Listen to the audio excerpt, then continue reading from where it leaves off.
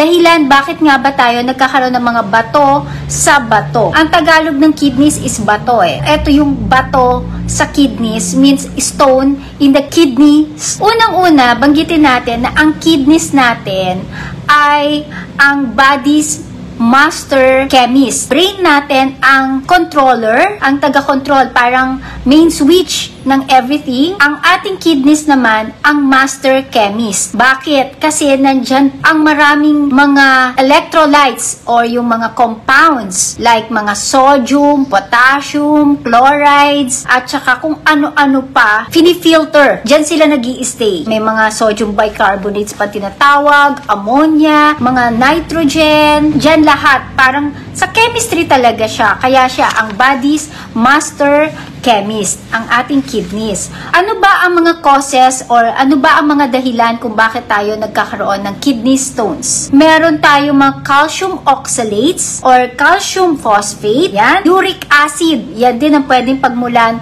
ng kidney stones. And then, we have the struvites, the cystine. Okay, isa-isahin natin kasi medyo sabihin natin, ano ba ang calcium oxalate or calcium phosphate? From the word itself, pinakamadali nating intindihan calcium. Ito yung mga elements na nagpapatibay ng ating buto, ngipin, at importante rin ang calcium sa paggalaw ng ating mga muscles. Pag siya ay sumama with the oxalates na nasa ating kidneys, siya ay nabubuo. Nagiging isa siyang bato. Uric acid, ito ay natatagpuan sa mga high purine diet.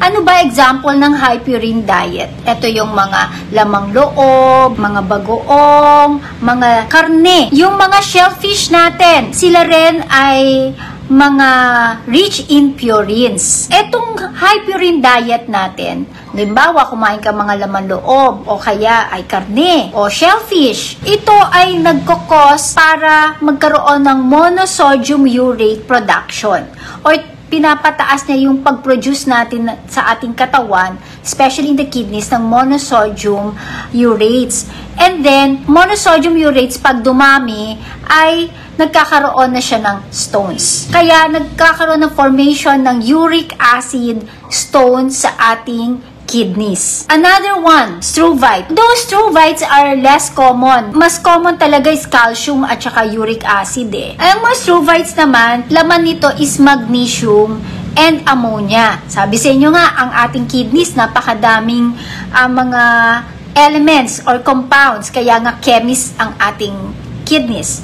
Magnesium and ammonia, nabubuo siya dahil sa paglagi kang nagkakaroon ng infection sa kidneys. Especially yung upper urinary tract infection. Laging nai-infect ang iyong kidneys. Marami siyang bakterya, tapos hahaluan pa ng iipon ng mga ihi. Halimbawa, ikaw ay may tubes, meron kang mga catheters, tapos meron kang mga stents sa iyong kidneys, meron, or bedridden. Kasi kapag bedridden ka, like meron kang sakit sa iyong spine, ay hindi ka masyadong nakakagalaw. So kung hindi ka makagalaw, mahina yung muscle control ng iyong pantog. So, nagkakaroon ka ng retention ng ihi sa iyong pantog. We call the stone as magnesium ammonium phosphate stones or yung mga struvites. These struvite stones, nafo-form siya dahil sa alkaline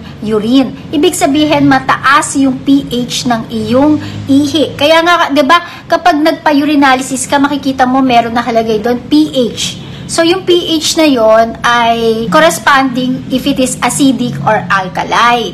Kasi pag too much alkali, mas madaling mag-form ng mga struvite stones. Kapag naman sobrang acidic yung iyong ihi, pwede rin siyang mag-cause ng isa pang mga stones. Cystine. Cystine is cystinuria kapag nando na siya sa ihi. Ito ay pangmatagalan ng sakit, pero pwede mo lang siya makontrol. Bakit nga ba siya nangyayari? Kasi ito ay usually genetics eh. Yung cystine, naglilik sa yung ihi. Kaya ka nagkakaroon ng cystinuria. Sad to say, you just can control it but it is a lifetime disease. Kapag meron kang calcium, phosphorus, uric acid, nagiging less acidic yung iyong ihi. So, dyan naman tayo nagbibigay ng sodium bicarbonate. Okay? Para mapagawa naman nating alkalize it. And sodium bicarbonate actually, ginagamit rin natin siya as antacid. Yung mga feeling hina-hyperacidity sa tiyan, tapos parang gustong matunawan ka agad, gustong mag-burp or mag-utot, ganyan. Kapag palagi kang nagkakaroon ng kidney stones, ay pwede kang magkaroon ng mas mataas na risk ng pagkakaroon ng chronic kidney disease or CKD. Maaring masira yung kidneys mo pag lagi kang merong mga bato-bato, infections. Kung ikaw ay nagkaroon na ng kidney stones in your past years sa buhay mo, may chance ka pa ulit na magkaroon. In the next 5 to 7 years, you have 50% chance na mag-develop ulit nito. Ay tawag namin dyan sa mga taong yan, stone formers. And kalimitan sa mga stone formers, actually, nagkakaroon din sila ng gallbladder stones.